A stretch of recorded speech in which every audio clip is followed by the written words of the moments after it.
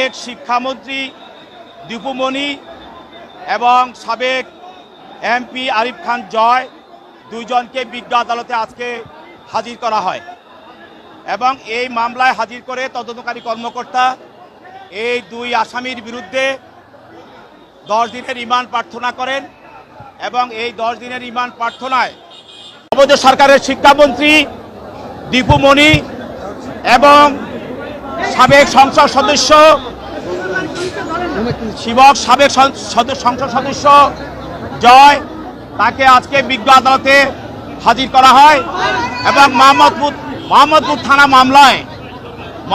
থানা মামলায় আবু সাইদ হত্যা মামলায় তাকে এই আদালতে আজকে হাজির করা হয় এবং তদন্তকারী কর্মকর্তা এই মামলা তদন্ত করেন এবং এই মামলার আসামি 1 নম্বর আসামি শেখ হাসিনা, 2 নম্বর আসামি ওবায়দুল কাদের সহ আরো স্বরাষ্ট্রমন্ত্রী সহ অনেক আসামি এই মামলায় আপনারা জানেন 19 তারিখে আবু সাইদকে হত্যা করা হয়। তদন্ত কর্মকর্তার এই আবেদনের প্রেক্ষিতে বিজ্ঞ আদালত মামলার গুণাগুণ তদন্তকারী পিটিশনের গুণাগুণ বিশ্লেষণ করে এবং মামলার গুণাগুণ বিশ্লেষণ করে 1 নম্বর আসামি দীপু মনিকে 4 দিনের রিমান্ড মঞ্জুর করেন এবং আরিফুল ইসলাম জয়কে 5 দিনের রিমান্ড মঞ্জুর করেন এবং আসামি পক্ষে একজন আইনজীবী উপস্থিত ছিলেন,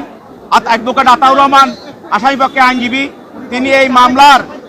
আসামিদের পক্ষে রিমান্ড বাতিল পূর্বক জামিনের প্রার্থনা করেন। বিজ্ঞ আদালত দুই পক্ষের শুনানির পর এই আসামিদেরকে রিমান্ড মঞ্জুর করেন এবং